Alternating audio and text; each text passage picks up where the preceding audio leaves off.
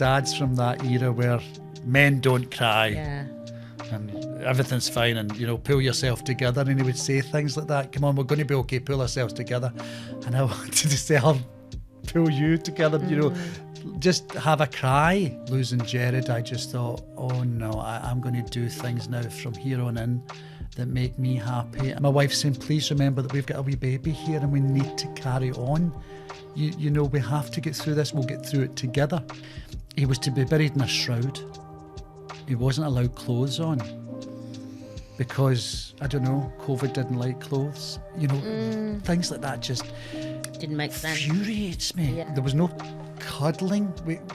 I can't, what do we do? Everybody all confused. You deprived me of giving my brother that send-off that he should have had.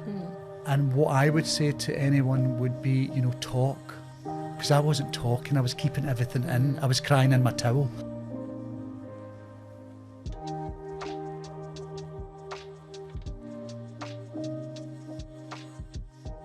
So I am joined now by, sorry, what's your name, love? No. By Gary Hollywood. Hi, Colleen. Thank you for joining me. Thank you. So we've been talking through all these podcasts about grief and bereavement and how people cope, and I've noticed that everyone deals with it differently. Yeah. As you know, one of the things I remember during lockdown, which was a terrible time for most people anyway, but was people losing loved ones and how difficult that must have been. And I remember having conversations saying, how do people cope with that? And that actually did happen for you, didn't it? Yeah. It was back, at the time I was living in Lanzarote, and we came back from Lanzarote to have our baby, who just so happened to be premature. So he came a month early, came in the March. So we just got back and into hospital, and then COVID was coming.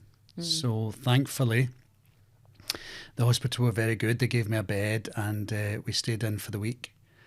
And then they wanted us out because the wards were going to be turning into COVID wards. And we got out. Ollie was doing fine, and we were staying at Mum and Dad's at the time. So that was around about the 12th of March. And we thought, okay, we'll have a week or so staying at Mum and Dad's, and that sounded all good. And then we'll fly back. We'll get Ollie's passport. We'll register his birth. And we'll fly back. COVID changed that, and 6 months later, staying at my mum and dad's with a newborn. Oh, love mum and dad dearly. We all love our parents, but living with them. Yeah. Well, they probably felt the same. They did at the end. Yeah, they did at the end. And of course, initially it felt like a wee holiday. Oh, this is fun. We'll have a wee bottle of wine Friday night. Yeah. Ollie's coming on great, and the new grandchild's here. And then on the 27th of April, our worlds were shattered as my brother, who was 50, had a massive heart attack and died. Hadn't been ill. No. All morning. No. Died. And he was complaining. He died on the early hours of the Monday of the 27th, but on the Friday he'd been complaining he wasn't feeling great. On the Saturday they phoned the paramedics and they came to the house and said, is it COVID? And he said, no, I'm fine. It's just, I've got pains, etc. But they told him to take some paracetamol and stay away from the telly, as telly was making everyone anxious with COVID. Oh, of course. So treating it like an anxiety attack almost. And then he was admitted early hours of Monday morning and died at the back of 5 on the 27th. So that just shook us all. And because we were in lockdown, in lockdown then. So it was just all beginning. So were you allowed to go? Not allowed to go and see him? No, so we weren't allowed in the hospital. He died, and we got the phone call, and I got my brother. I've got 4 brothers, Gerard included. So my brother Stephen had phoned me, and he said, "You're going to have to wake Mum and Dad up and tell them that Gerard's passed." And I thought, oh Christ! And when the phone went, my wife had woken. We've got the baby in her room, and I said, Gerard's died. So I had to go in and tell Dad. And of course, not being able to then... You put it in a box, don't you? And life carries on. But I've never heard screams like that from my mother. And obviously, like you say, and this is what we've been talking about grief and bereavement, we tend to, and especially people within our industry, because we always have to be on show. Yeah, of course. We tend to do what you've just said, which is put it in a box. Put it in a box. But I think a lot of people do, because that's how they move on. And then you have shows like this or moments like this. Yeah. Where you take the It lid off the starts. box. It starts coming out. Yeah. And it doesn't matter if that's now or in 10 years' time. Yeah. That emotion would still be there. And Yeah. we've been talking about how grief is very different for everyone, and there's no time limit on it, if ever. Or do you just learn to live with it? Well, that's, I've had friends in the industry that have passed, and I've been close to them, and it hurts you, and you move on. I've never had anyone in my family, obviously, and especially a sibling. So it's all different processes and different hurt. And Gerard was 10 years older than me, and I was close to him because he was the last one left in the house. So he would take me to restaurants, and he taught me how to use chopsticks. I was included in his life. Yeah. So I felt closer to him. The other two, they'll be devastated to hear that. I never felt pain like that. And was the pain not only for you losing your brother, but also hearing your mother in so much pain? that haunts me. Still. Really? So what was your movements after that? How was your day to day? Because I tried to imagine it in lockdown, people going through this. Yeah.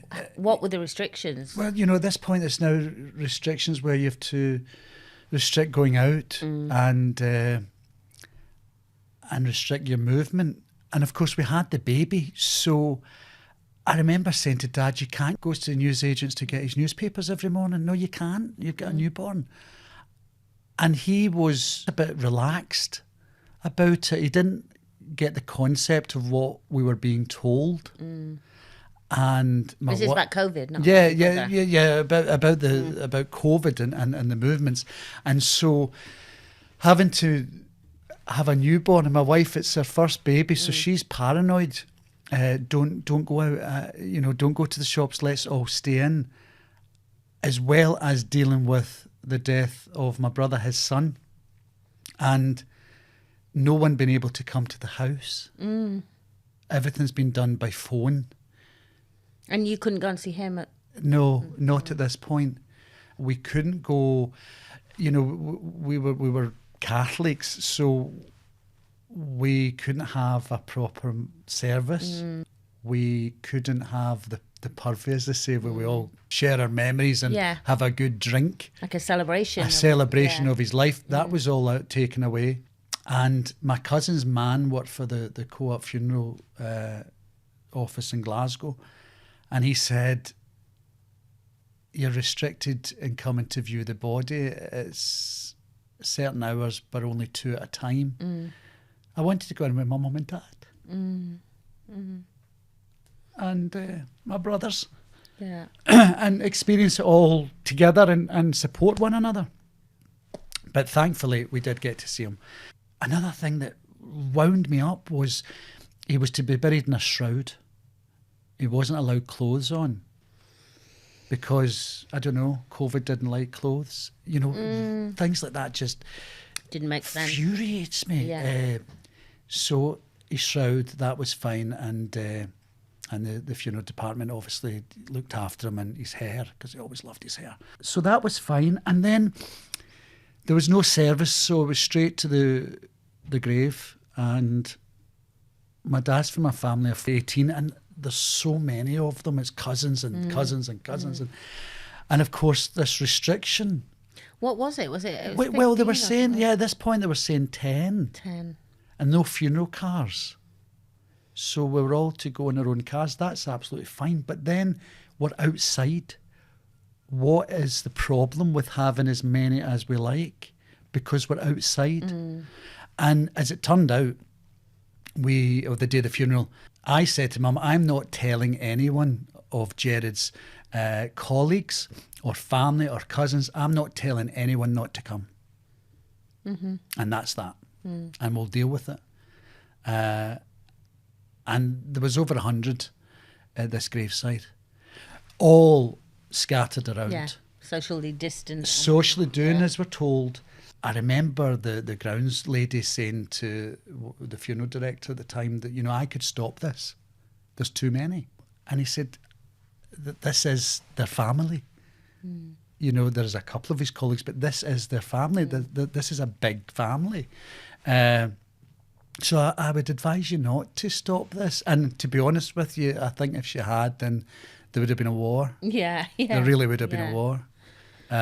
So while you're going through the awful shock of the death of your brother and the grief, you're dealing with anger as well, a lot of anger. Yeah, there's anger building up because there's all these restrictions and rules being put in place that just didn't make sense to us, to anyone. So there was all that going on, just so much emotion. I remember the priest had turned up and his car had stopped at the end of the cemetery because he thought that this was a previous funeral that's overran, and he didn't realise that it was this. And of course restrictions are 10 by the graveside and that's it. But we were all scattered around. Anyway, he was told, no, this is the funeral and let's just get on with it because nobody's moving. And did he? And he did, thankfully. And the funeral had came and went. Another thing that was it. There was no cuddling. I can't. What do we do? Everybody all confused. Has that affected you? Has that affected you still to this day? I think it lingers because of not being able to do that, not being able to thank people, no purvey. Not being able, as we all know, that we go back to an establishment, a hotel, a pub, whatever, we have a laugh, we get rat-arsed, we party, we celebrate his life. We couldn't have that. To me, there was no closure, and that's what I plan on doing. I was going to say you're going to do. Oh, yeah. Organising a little memorial night for his colleagues and friends and cousins and family to come together. I think for me, some sort of closure, because that still bugs me. Yeah, I can tell. Yeah, that still bugs me that we couldn't celebrate his life. Yeah.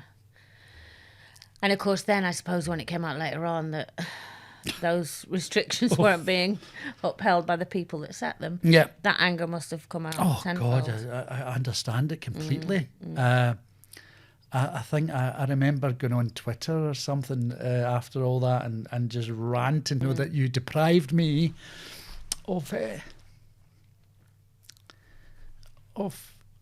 giving my brother that send off that he should have had. After the funeral, we all just get back in our cars, and for us, we went home to mum and dad's, and that was it. So how did you manage then to, because obviously filled with that grief, that anger, all of that, and we're in lockdown. Yeah. And you're living with your mum and dad. Yeah. I mean, how did you manage day to day? Day to day, we often talk about it now, and we actually spoke about it at the time and said, that this was a gift from Gerard, that Easter was early that year, and the last I saw was the back of his head going into the car because he was dropping off Easter eggs and leaving them on the windowsill and a little £2 coin for Ollie, and off he went. We dealt with the stories of Gerard has left us with Ollie because Ollie actually, this little baby made us get through it because we had to concentrate on the little baby. It helped us. It helped my mum. Bizarre, that had we been in Lanzarote at the time, we wouldn't have got back. No. Strange how things just all fall into place, and that there we are stuck with mum and dad in their house. We've got the baby, and he helped us. He helped us carry on. We had to carry on. We had a baby in the house. Don't get me wrong, tears and hurt all along the way, but we supported one another. My other brothers couldn't come and join us. They weren't allowed. Have they got families? Yeah, and they got their own families. They've got their own families. And then, of course, Gerard's widow at this point with her two, a son, a girl and a boy. My mum wanting to see her grandchildren, to support them and hug them and support them with the death of their dad. And we couldn't do any of that. So it's just so bizarre how it all worked out. But the wee man helped us. Yeah, He really did. Because you have to for him if no one else. We had to. I felt so sorry for my wife because our firstborn. Yeah. We're stuck in a house and everyone's grieving, and that she wanted, to a point celebrate the birth of our wee baby, and as did I, and we did. We did. But it was just strange that what was supposed to be a real happy time was, but also sad, and having to just deal with all emotions.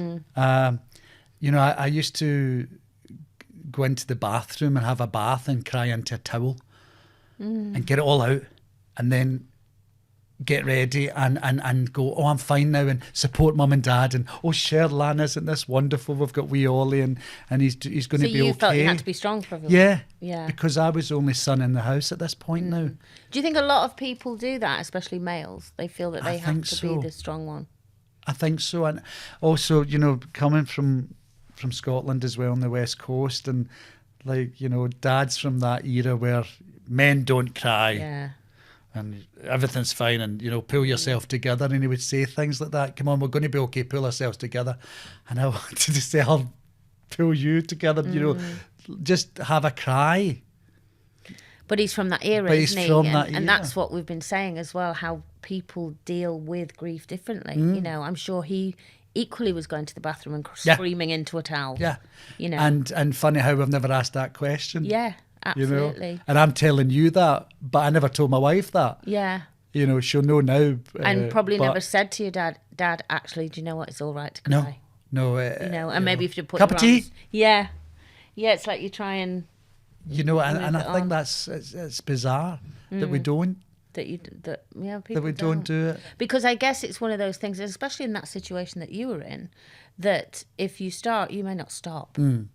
So somebody's got to, keep it all together. Keep it together, and I suppose with having so much time that no one was leaving to go to work or to leave the country or whatever, that we got through it as well by memories. And my mama would say, "Oh, remember that time with Gerard," and we did a lot of that. Yeah. And that was good. Which was a nice way of celebrating him actually altogether. And we had in a very private moment. Yeah. So, that helped us. If anything, good of COVID was to come, was having the time that we were all together and being able to do that. Ollie was premature in the March. Gerard died in the April. My wife's grand died in the June. Oh. And I was to start filming Mrs. Brown's Christmas specials in October. And so I found myself, in the meantime, we get back to Lanzarote. We leave in July. Again, funny enough, we were still in the country for Sherlan's gran. I thought, God, are we ever going to get home? Are we ever going to get back? I want us just to be a family, a unit. At this point, everybody needs a break from one another. Do you think that's important when you're going through situations like that? Yeah. To have a break. I think. I guess from the intensity of so much. It was just, bizarre, I suppose, in normal circumstances that you all celebrate the life of the person that's passed, and then everyone goes to their own home environment. We didn't have that. So in the July, we eventually get back to Lanzarote, and then I fly back in October for filming in October. In the interim, I'd said to my wife, why are you stuck in Lanzarote with your newborn on your own? Why don't you just get a flight and come and join us, and we'll self-isolate, which we did. But when you say, does it change, and you reevaluate life differently, when I got that phone call, I just thought, no, you're not getting to do this to me. I was hearing the understanding that it was the 2 eps. Now it's 1. And so therefore, I just had the strength to say, no, enough's. Everyone thinks, oh, God, it's been out there that everyone thinks, oh, Gary just immediately left and had some sort of dramatic strop. Well, I'm known in the business. I've never had a strop in my life. But I'd had enough. I've been, there was things leading to this in the past that both of us know about. Well, after what you've just been through as well. Life the is too short. Sometimes it takes something so tragic to make you realise life and is too short. And some things aren't as important as you thought they were. No, I thought, isolating again. Now this has all changed and I'm stuck here, and I've been dealing with a couple of things over the years within the company, and I just thought, no, enough's enough. And so I made that decision. And was it a scary decision to make as well? To be honest with you, Colleen, I didn't even look at it that, as it being scary. But what about people? Were they going, oh, you're making this because you're grieving? Everybody. Oh, yeah, there was phone calls coming fast and furious to say, what are you doing? Let's think about this. I thought, no, it's time. As I say, I will never, ever take away that I had a fantastic 20 years and we've all had our ups and downs, and within us all with marriages and divorces and children. I'll always respect that. But it just came to a point that the final straw. And I think that everything that happened prior in that year and with Gerard, it gave me the strength to go, life is too short. So you're not happy with this, it's time to move on. Again, you're leaving a good earner. But I thought, good earner or your mental health, and I thought, no, it's time to go. Did you discuss that with your wife? No. I'd taken this call in the garden, and I'd walk back in to say, we can go home whenever we like. And everyone just said, what have you done? And I thought, no, for me, you just knew it was everybody was in shock. My wife, there was things that in the past, and she knew that, one more button pressed on him, and that'll be it. And that was the final button. And do you think you got the strength from the loss of your lovely brother? Was it that gave you the strength? Yeah, I think it was. Because nothing could be worse than that. No, I think it was just, as you say, you just reevaluated everything, and I did so during COVID and being in that house, and then flying back to Lanzarote, and then coming back to Glasgow, and the understanding of everything. I just thought, no, that's it. So yeah, I think that the time had gave me time to think. And then losing Gerard, I just thought, oh no, I'm going to do things now from here on in that make me happy, and he gave me that. His passing gave me that. Yeah. Because there was Gerard, the most gentle man that I know, had left his family, and it was my time to change paths. So was he married with children as well? Yes. And how were they? Was it was it important for you to really support them as well? Or? Yeah, they're doing good, and we had to be there for them.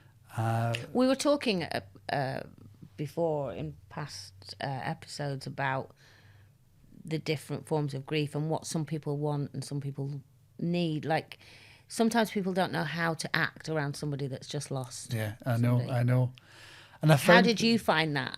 I found that with losing friends in the past. It's like, what do you say? And because sorry doesn't seem enough. Well, I always think a friend of mine used to say, if someone else says to me, "I'm sorry for your loss," and I thought, yeah, that's true. Like, it's sorry for your loss, because you don't know what we're all going through. No. Everybody deals with things differently, and so we didn't so much as say sorry for a loss. It's happened. We can't change it. But what did it mean a lot to you when people did come up and say something? Oh God, yeah, but yeah, very much. And then there's another side that my dad would say, "Oh, don't cuddle me," because it would set him off, or and I would say, yeah, thank you, and then go as they're coming for the cuddle, and you think, please oh, don't. Here I'm going to go again. But yeah, of course, you were thankful, and thankful that it was well thought of. On that day, there's a lot of his colleagues that came and did their own thing, and since he'd worked with this company for 30 odd years, and since they've put a lovely memorial bench in the grounds of the factory. And then we have done the same, and I often say to him, God, Gerard, you've got more memorial benches than the Lord Provost of Glasgow.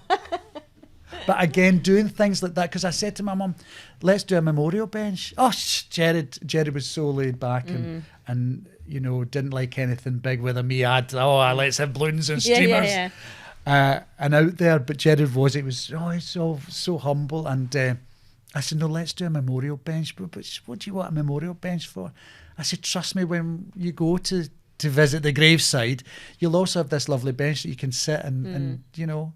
And of course, I still have a laugh with them and say, you know, one day we're going to go to the off licence, we're going to get a few bottles of wine and we're going to sit on that bench. Gary, you cannot do that.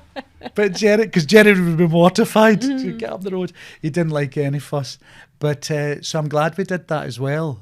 Again, just tapping into little things that will help. Yes. Will help, you know, discussing and having his memory. I go to the graveside now. Mum and Dad talk about, we'll just do, just burn me, you know, let's just, I'll just go and ask. She's like, no, you can't do that. We need to, you need to be buried because, you know, but you're in spirit. I don't, I know, but it helps. It helps. And it helps them. I'm watching them now, taking them with flowers. She makes a wee Sunday, you know, you would talk about what rituals do you do in their memories, you know, a wee Sunday. My job now is we'll go and I pick them up and we go and we visit Gerard, we take the old flowers, we lay the new, we sit in that memorial bench, we go for lunch, we talk about Gerard, we drop them home, and the new week comes and we carry on with what brings. Yeah. But it's funny how that's become that little... and ritual. And Gerard also would phone Mum at 8:30 every morning when he got into his office. And for some reason, don't ask me why, it's just worked this way that I now phone at 8:30. Well, I guess that, you know, is kind of the way I interpret it, is even subconsciously, you are making sure that's one more thing she doesn't miss every day. So you're filling that role for your mum, you know. And I think also with all the brothers, is everyone's stepped up to the mark now. My eldest brother phones more. Stephen, me. Yeah. You know. But you do. When we lost our mum, we all started telling each other we loved each other. We never really. No, you don't use. Never did. Don't use that word. Because we knew we did. Yeah. So we're one of those families we didn't need to say we knew. Yeah. But when we lost our mum, we kind of all did this thing of let's always just say I love you. I know. Again. Yeah, I remember growing up, you know, it wasn't a word that was frequented, and none of my brothers or family were in the acting industry and all this. And then there was me, you know, in an industry where everybody would say, oh, darling, and love you. And my dad used to say, don't you dare start calling me darling, and don't say you love me. And we never did. And then I used to say to my boys, I had 3 boys from my previous marriage, and I would always install, you know, I love you, and they would say it back, and we all now will say it. And as you say, now it's a word that we're comfortable in Getting using. Comfortable with, yeah. I could always say it to my kids, and my kids could always say it to me. But I grew up in a family that it didn't really happen. No. But I never felt unloved. No, oh God, no, far from unloved. Mum will say now, Dad's still not the best cuddler. He still gets a bit nervous about it. But as you say, we all know that we love each other, and we all know that we're there for each other. Every now and again, it's nice when you just say, right, love you, and we move on. And run. And move on. You know, love you. Anyway, what's for dinner? Okay, okay. Love you, right, see you next week. But it's funny how all of a sudden that becomes natural, and it does make you feel better. Do you think your other siblings, do you think they grieve differently to you? They handle it different to you? My eldest brother was in the army, you see, and then he retired from the army and he became a copper. So John's seen a lot in the Iraq wars and all these things. So, you know, I think he trained to deal with death. I think I'm okay in saying that about John, that, yeah, he's a bit more tougher than Well, puts an act on, to be well, fair, well, maybe of he's course. not. Yeah. But, and then, you know, Stephen and myself. So, yeah, we all deal with it differently. And I'm sure John, and I've seen it, you know, I'm not saying he hasn't cried. I've witnessed him crying. I think that maybe the time scale that people can deal with things in different different And I think you know when to step up to the plate. So when one of you's feeling the emotional side of it and maybe weepy, and then the others be strong at that moment for you. Yeah. You kind of take it in turns when you have siblings. No, you do. When you can cry and when you can't. And, you know, John, he lives down in the Borders, and again, we've all stepped up to plate, and he'll get up as often as he can. And what I found, and I haven't brought it up in conversation, but what I found is that when we see John now, we're fine for cuddles. Yeah. We can do it and embrace, and it's not, you don't feel that, all right, what are we doing? So, as you said, that I love you, and the cuddling. we're cuddling, and so that, I would like to think that that's what Gerard's left us with as well. That I think it is. we can just come on, it's okay, and we're all there for one another. Yeah. It certainly brought us closer. I'm not saying that we were distant, but we're all busy with our own lives. Well, it's definitely done that. We were always close as a family, but we live and away from each other. We have our own careers. Yeah. And actually, since we've lost Bernie, I've noticed that we all now make an effort. Yeah. You know, if something's happening, whereas before I'd go, do you know what? I've only got one day off. I'm tired. Don't want to drive an hour and a half, whatever it is. And now we do. Yeah. Because you go, life's too short. And life's too I'm going short. to regret that if something happens. Yeah. You know, yeah. so I'm going to No, do there's that. more of that. And again, I think with the daily phone calls, that I would regret if I didn't have that little phone call. And of course, my mum's got so used to it now, as she did, you know, if you phone up and it's maybe 10 o'clock or 11 o'clock because I've been busy with Ollie, where have you been? I was, gosh. You know, so she enjoys that wee chat. And Stephen's not checked in yet, and John's just off the phone. So, yeah, through Gerard's passing, he's left us with, okay, everybody step up to plate. Yeah. You know, Look after interact each more, other. look after Yeah. more. And, of course, Mum and Dad are getting on. They're in their 70s and their health's not great.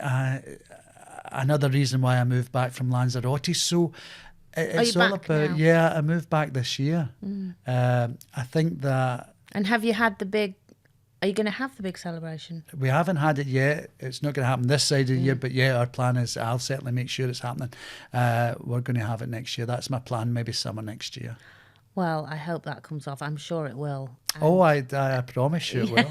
Absolutely. And I better get an invite. Of course. But I just want to say thank you so much. No, thank you so much. Coming in and being so open and honest, because there's going to be so many people out there who can really relate to what you've said. Well, I hope so. And just very quickly, actually, before I go, what I want to say is, how have you managed, and what are your tips for being able to just get up every day and pushing through? My process was that I hit a wall when I got back to Lanzarote, where I couldn't be bothered. I wasn't shaving, I wasn't showering, I didn't want to go out.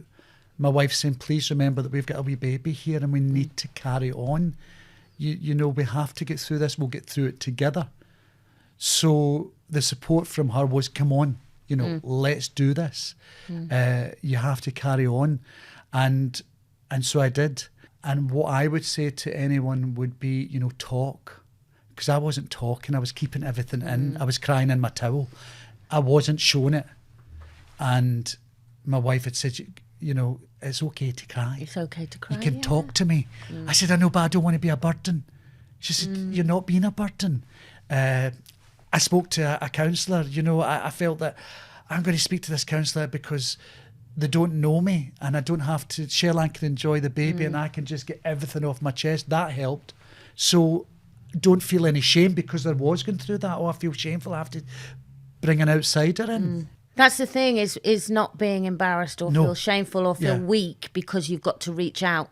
Well, that's it. There's no shame. And I'm so glad I did, because it certainly changed my mindset and my thoughts.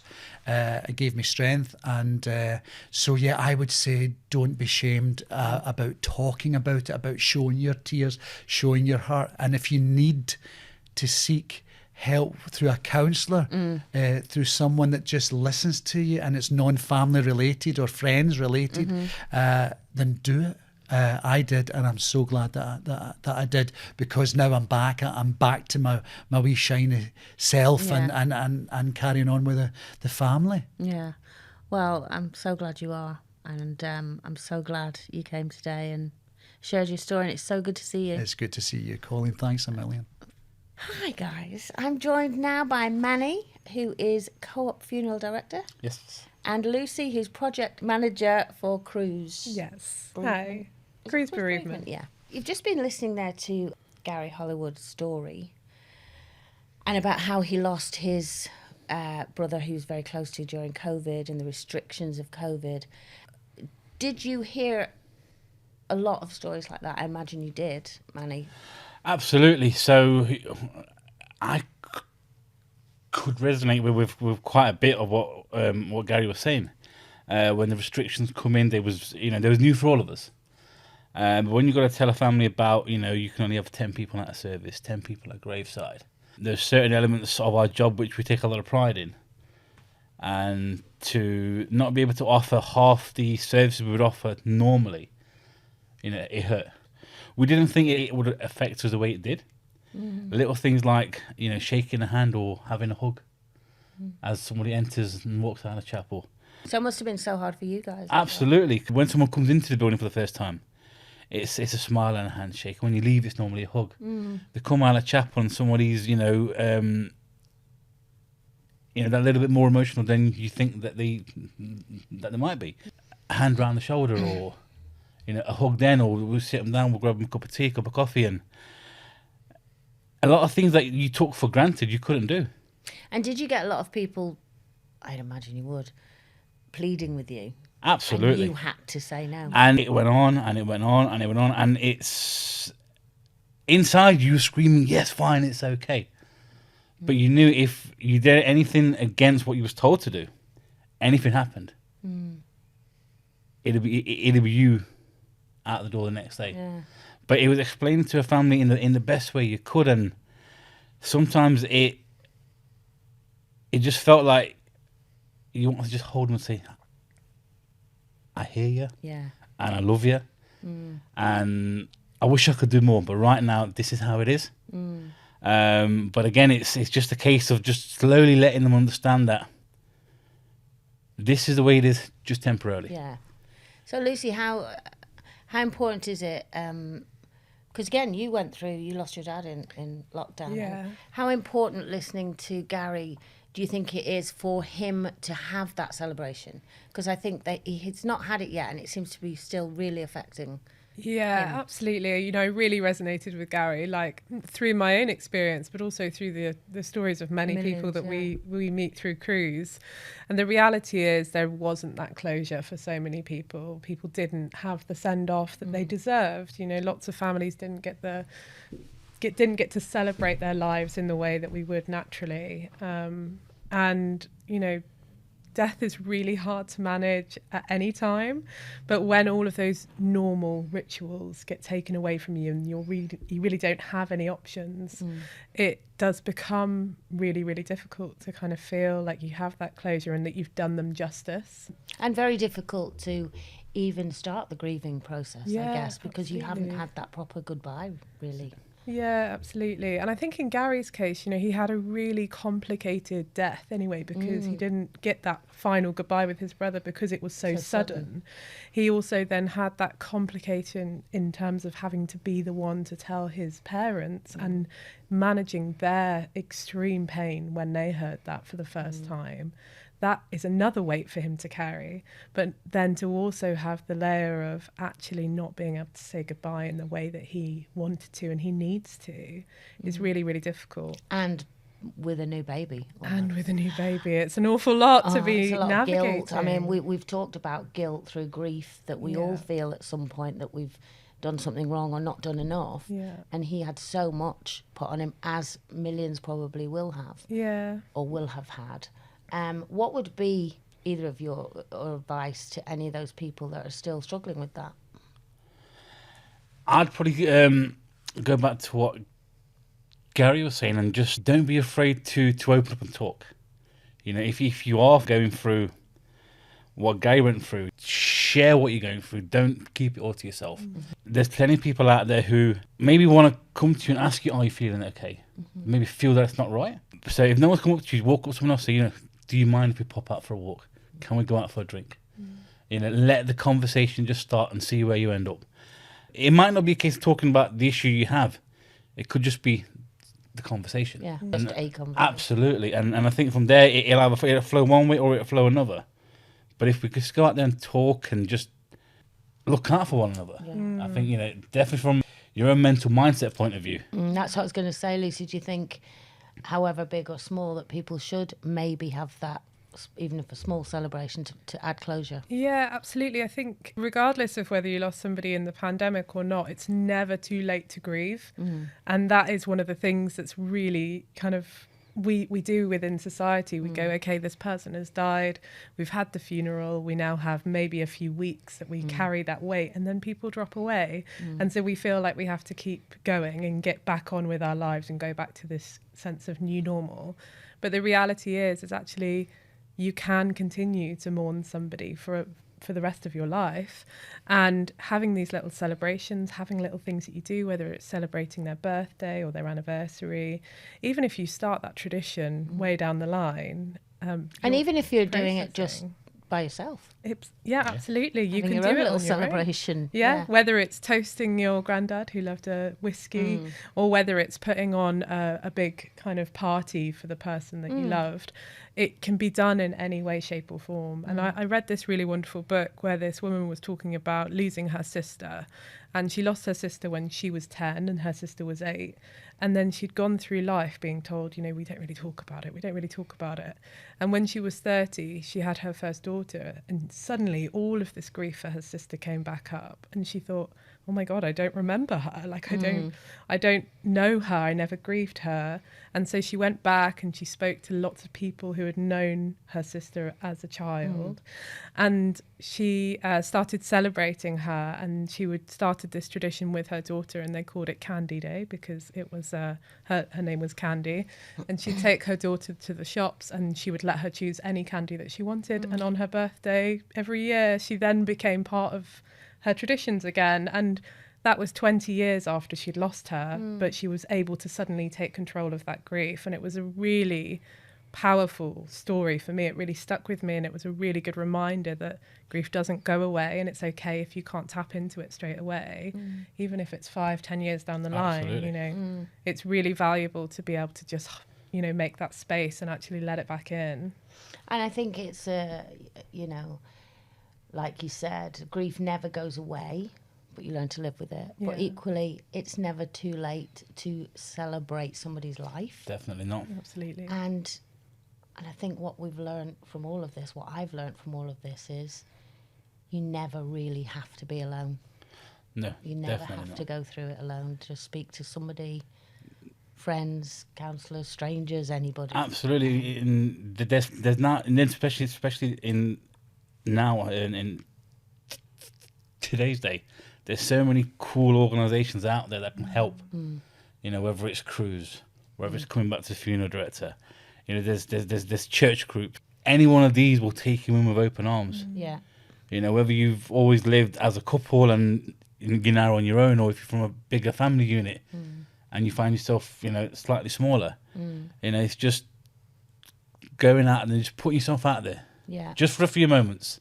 Put yourself out there, and put yourself out there for somebody. Absolutely. As well. And, Absolutely. you know, never be too embarrassed to go up and give someone a hug. No, of course not. Thanks, guys. Honestly, I've really appreciated your expertise You're very welcome. your company. And lovely meeting you both. Thank You you too. so much. This podcast is a Reach production brought to you by Co-op Funeral Care. Together, no one has to deal with bereavement alone.